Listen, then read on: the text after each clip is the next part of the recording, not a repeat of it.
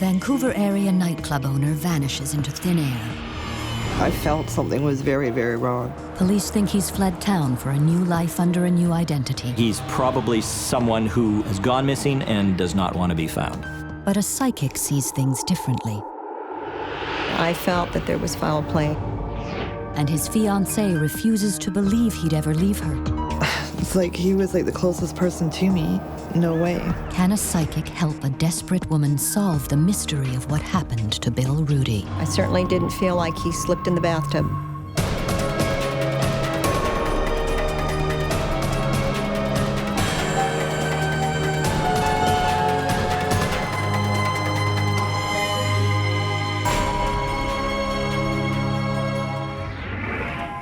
On Canada's Wild West Coast, Vancouver, British Columbia is one of the most exciting cities in the world, especially when the sun goes down.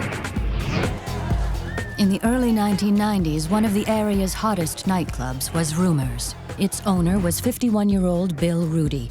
The multimillionaire has investments in nightclubs and real estate, and the cash is rolling in. And Bill Rudy lavished a lot of that money on his fiancée, Janet Bignell. He used to like totally spoil me, and we'd go out, and everywhere we went, it was always like fun. The couple were making plans together. Bill Rudy told Janet that he was ready to cash in his chips and start a new life with her in a small town east of Vancouver, near Janet's parents. What we were going to do is actually liquidate everything and then move to Kelowna. Basically, because Bill and I were going to move, I no longer had my own house because we were going to be buying a new house. It seemed like everything was falling into place for Bill and Janet. But then he does something odd. In February of 1994, Bill checks into a local motel, telling Janet he needs to sort out his tangled business affairs before he makes the final move.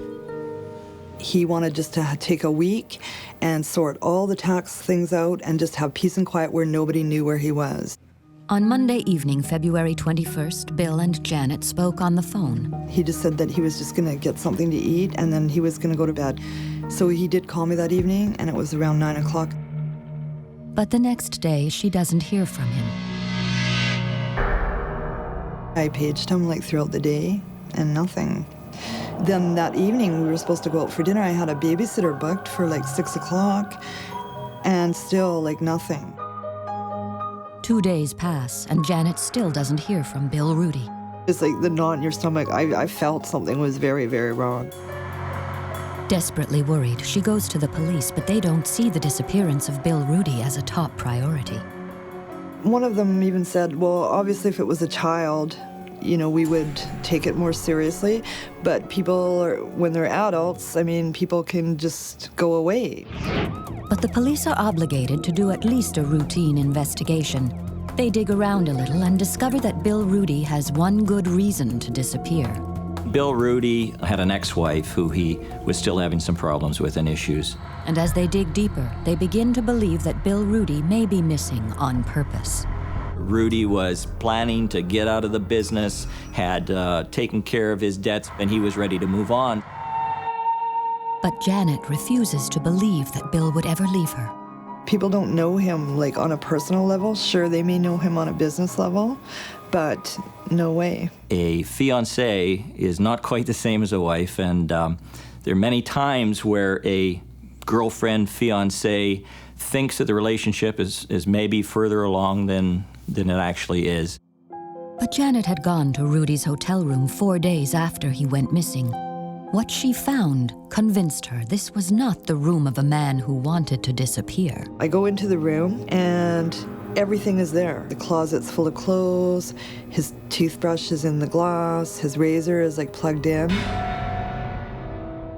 Distraught and now dissatisfied with the police investigation, Janet decides to call a psychic. The motivation was to try to find out what happened to him. I totally believe in psychics, and obviously it wasn't going to hurt. Janet's friends suggest she contact Laurie McQuarrie, a well-known psychic who lives in Portland, Oregon. I liked her, and I thought that this was a kind woman who was really in distress, and yet, even under all the stress, she was very, very driven. She was very focused on finding this answer, and I wanted to help her. The psychic asks Janet to send her information on Bill Rudy right away. I want a picture, a birth date, and a name, a map of the area where they were last seen. Lori uses a psychic technique she calls victimology. I can sit down and just looking at that picture, it's just focusing and allowing it to flow. And I get a story. I get a total story, and I just start writing. And the story Lori is getting about Bill Rudy is deeply disturbing. If I weren't a psychic, I would be going, well, gee, this looks like a businessman. And what came through was, we have two people here.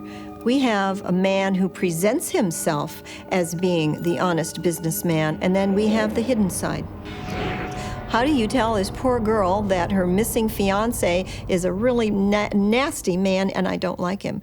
But I said it. I didn't want to believe her. Half of me is still skeptical. Well, okay, it's a psychic. It's not science. When I said this is a bad man, I believe I recall her saying, I know. He's not perfect. To Janet, Bill is the man she loves and plans to marry. But the psychic is onto something. The police have discovered that in his business life, Bill Rudy did have a hidden side. Bill Rudy used a number of aliases in the past, mostly to cover on somewhat shady business deals and houses and mortgages and things, but it showed that he was not above manipulating and fudging the rules. And Janet did know Bill Rudy had secrets. When they first met, he lied about his real name. He told me his name was John Andrews. The reason he was using these names is so that his ex-wife couldn't track him, and I totally believed him. A person who uses aliases is not the most honest person in the world, usually using those aliases to his advantage, to someone else's or the government's disadvantage. But Janet is desperate to find out what happened to the love of her life. Now it seems the psychic is the only one who can help her. She gave me positive encouragement. She was always available. I talked to her like many times throughout. Not only has the psychic sensed that all is not what it seems with Bill Rudy, now she gives his fiancée some truly chilling news. I knew he was gone. It's kind of like they say in the search and rescue world, it is no longer a rescue, it's a recovery. You know, to me, he still could have been missing, but Lori said no, he's gone. If the psychic is right, how did Bill Rudy die, and where is his body? Near Vancouver, British Columbia, nightclub owner Bill Rudy has vanished without a trace. The police think he's hiding and doesn't want to be found, but psychic Lori McQuarrie senses he's dead. I knew he was gone. Janet Bignell asks the psychic to come to Vancouver and help to solve the mystery of her missing fiancé. It was like two forces coming together. She was anxious for me to come up, and I was hoping to put a piece to the puzzle. Desperate to find Bill Rudy, for Janet, no price is too high. But Lori surprises her. And I wouldn't have cared how much it cost. And she said, no. She said, I don't take money for missing people. And I said, well, why not? And she goes, because then I would lose my gift. But Lori does have a strange request. She asked me to make a reservation at the hotel and in the same room from where Bill went missing. Part of victimology for me is once I've gotten the initial facts, then if it's possible, I want to follow a physical route. I want to see physical surroundings that this person lived in or were around. As soon as Lori arrives in Vancouver, she heads straight to the hotel. She checks into room 206, the room in which Bill Rudy stayed. As I sat in the room, I could feel myself looking at maps on a bed, looking at papers, contracts, all the things that assembled his world. In the room, alone, Lori tunes in again to Bill Rudy's fate. Not only is he dead, but she believes he's been murdered. I felt that there was foul play. I certainly didn't feel like he slipped in the bathtub. That was very painful for me to hear as well. She wasn't all that shocked when I told her that I thought he had been murdered. I think, again, this had been simmering someplace in the back of her mind. But the Royal Canadian Mounted Police aren't interested in working with psychics. In their eyes, Bill Rudy had deliberately disappeared. You really can't take it to the homicide squad unless you have fairly good evidence that it's a homicide. In this case, we did not have a crime scene or a body. Nevertheless, if the psychic is right, what did happen to Bill Rudy? Janet has her suspicions, and they all center around Rudy's business partner and Rumor's manager, David Lowe. Bill didn't trust him anymore. In a ploy to hide money from his ex-wife, Bill Rudy had put the Rumor's nightclub in David Lowe's name. In return, Lowe had been paying Rudy $5,000 cash a week for over 2 years. But just before he disappeared, the payments started coming up short. It was the first time that Dave Lowe had not come up with all the money. He's like stalling him and giving him a lot of excuses. Janet Bignell's word is not enough for the police. They need concrete evidence. For that, she hires Ozzy Caban, a private investigator, to watch and follow David Lowe. Based on undercover operations, based on street talk and everything else, that was the guy of interest to us. But even Ozzy can't uncover any new evidence, and Bill Rudy's secret life doesn't help. We had an individual with about 6 different aliases, businesses all over the countryside. We realized that we're dealing with a situation here that, shall we say, is a little shady, a little on the dark side. None of that, however, matters to Janet. All I wanted to do is find out what happened to him. To do that, she asks the psychic and the private eye to join forces. Maybe they can solve the puzzle of what happened to her fiancé. And Laurie thinks the best place to start is at the nightclub.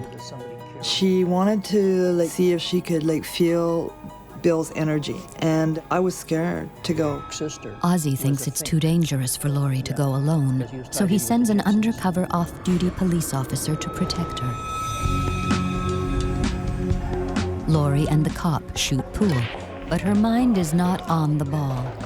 Her psychic senses are telling her details of Bill Rudy's death. I immediately knew that I was on the right track. Bill Rudy had died here. I knew it. I knew it beyond a shadow of a doubt. She says she can see how Bill Rudy died. And she says it was a brutal murder. I felt that there had been a blow to the back of the head. I didn't feel like he had a one-on-one confrontation knowing it was coming. I think it was up behind him and total surprise. If Bill Rudy has been murdered like the psychic says, was it his business partner? And where on earth is Bill Rudy's body? The psychic believes his body has been dumped in the woods. What I felt was really surrounding him as, laying there in whatever state he was in was definitely rural. So Laurie and Janet hit the road in search of Bill Rudy. She wasn't familiar with the area at all, and yet she's the one telling me which way to go. Yes, I felt the sense, go left, go east, and that's what we did, and it felt right. We kept driving, and she said, "Don't worry, he's going to be found." And looking at the map, and she says, "I believe he's in the back of Harrison area." Psychic Laurie McQuarrie has never been to British Columbia before. Yet she marks an area on her map, sensing that Bill Rudy's body lies in the mountains to the east of Vancouver. Whatever I pointed to, I felt strongly about it. And the problem always is, usually people aren't dumped on a sidewalk, they're dumped in acreage. In fact, the area Laurie circles is the perfect place to hide a body. It's vast, rugged, and remote. They drive all day, but the psychic can't seem to zero in on the exact location of his remains. I didn't think we were going to find him that day, but I would have been pretty excited if we had found his glasses or his jacket. Though they come away from the wilderness empty-handed, the psychic is convinced her vision of Bill Rudy's fate is right. But 2 weeks later, there's another twist in the tale of Bill Rudy. His van is found, abandoned at Vancouver Airport. For the police, it's further evidence that he wanted to disappear. And they said, "Well, we've located his vehicle. We found it at the airport, so obviously he's left the country." You find the vehicle there, and that's a pretty good indicator that he's gone to the airport to leave. But when Janet picks up the van, what she discovers tells her it wasn't Bill Rudy who drove it to the airport. The music was totally loud. Okay, well, that's not Bill. And totally on a radio station that Bill, it was heavy rock or something, and just really, really loud. right? And it's like I had an eerie feeling driving that van too, right back to Surrey, so. Has Bill Rudy been murdered? Or has he vanished of his own accord to start a new life under a new alias, as the police suspect? At great cost, Janet remains convinced her fiancé would never leave her, and she continues to search for him. I just stopped working until I could find out what happened to Bill, so I lost my career.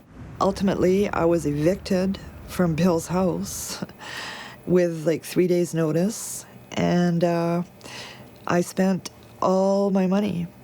And I remember my dad said to me, you can spend the rest of your life going through the bush looking for him, and you may never find him. And so I was coming to that point, and I never thought he would be found. Months and then years pass, and the case cools and finally goes stone cold. Then, on September 27th, 1996, 2.5 years later, a logger makes a grisly discovery. And I looked over and I couldn't believe it. I found a skull. Suddenly, the Bill Rudy case is red hot. 2.5 years after Janet Bignell's fiancé, nightclub owner Bill Rudy, disappeared, there's a new twist to the story. In September 1996, a logger working in thick forest in the Harrison Mills area east of Vancouver stumbles on the unexpected, a human skull. Psychic Laurie McQuarrie says Bill Rudy's been murdered and his body has been dumped in Harrison Mills. I felt that there had been a blow to the back of the head. Will she be proved right? The logger immediately contacts the RCMP. They find a suspicious crack on the back of the skull, but nothing to identify whose skull it is. The skull is shipped to a crime lab for DNA analysis. Because of a huge backlog, it would take almost 2 years for the tests to identify the remains. But when the result came in, incredibly, they confirmed the skull belongs to Bill Rudy. Psychic Laurie McQuarrie was right. Bill Rudy had been buried in the exact area she marked on a map 4 years earlier. Whatever I pointed to and drew a circle on, I felt strongly about it. What police thought all along was a missing person case is in fact now a murder. Forensics showed Bill Rudy was killed by a blow to the back of the head, again, just as the psychic had predicted. I could just feel it, like almost Bill was staying there not expecting it. After 4 years, the Bill Rudy case is now officially a murder investigation. In the case of missing persons, that file would be handed over to an active homicide unit. And they would then take over the investigation, review the file, and start over again. And the first person the RCMP call is Janet Bignell. He said that human remains had been found through DNA, have been positively identified to be William Rudy. And that's exactly the way he told me. It's really cold. But she's not prepared for what happens next. He brought another police officer in there, and then they started recording it. And then ultimately, as time went by, I found out that part of that was because now I was actually a suspect. I couldn't even believe it. But the person the police are most interested in is Bill Rudy's business partner, David Lowe. Mr. Lowe told investigators originally that everything was okay, that Mr. Rudy had been paid up and now Mr. Lowe was inheriting the business. It didn't take investigators very long to realize that Mr. Lowe had said things originally that were not true. But with no crime scene, no weapon, and a very cold case, proving that David Lowe killed Bill Rudy isn't going to be easy. What police do know is David Lowe's lifestyle had changed dramatically since Rudy disappeared. He's making tons of money, and he didn't invest it back into the club. He went on, 2 or 3 cruises a year, Mercedes, race car. Lowe's high-rolling lifestyle had caught up with him. He had defaulted on the mortgage and lost the Rumors nightclub. David Lowe was now working as a car salesman and herding for cash. So the police decide to exploit his weakness. The body was a car salesman, not very good at it, apparently. So not a whole lot of income. So when he realized he could regain some status, some power, get some money, he was just prime for the bait. He wouldn't have been thinking after so many years that now he was becoming a target of a sting operation. 3 years after police confirm Bill Rudy was murdered, an undercover officer known as Jason meets and begins to form a relationship with David Lowe. Jason was tasked to befriend Mr. Lowe and slowly gain his trust. Jason convinces Lowe that he's a gangster and tells him he can make big money if he can prove that he too is a bad guy. Finally, David Lowe tells Jason what he wants to hear, that he killed a man. With that admission, Jason tells David Lowe he can now meet his boss. You've told me a story about a murder, so you got to tell it to the boss to impress him. So he knows that he's not going to make the big money, he's not going to get any status or power till he's in. And this is do or die for him. It's the job interview. At that meeting, Lowe admits to killing someone. I whacked the guy. I hit my partner with a hammer. They got the confession and they got it on videotape. After a 6-month sting operation, undercover cops arrest and charge David Lowe with the murder of Bill Rudy. Money was the motive. He missed payments, and basically Bill was going to put the squeeze on him. His back was against the wall, and he didn't want to lose everything he had in life, and he was going to. During David Lowe's trial, testimony confirms all of psychic Laurie McQuarrie's visions of the crime 10 years earlier. The murder did take place in Rumor's nightclub, where Lowe crushed Rudy's skull with a hammer. Lowe did take Rudy's body to Harrison Mills and dumped him deep in the forest. I knew it would come full circle. I knew they'd find him. I knew this would end up being solved. She totally does have a natural gift, right? And I'll be forever grateful to her for sure. On July 5th, 2004, 9 years after Bill Rudy had vanished, David Lowe is convicted of first-degree murder and sentenced to 25 years in prison.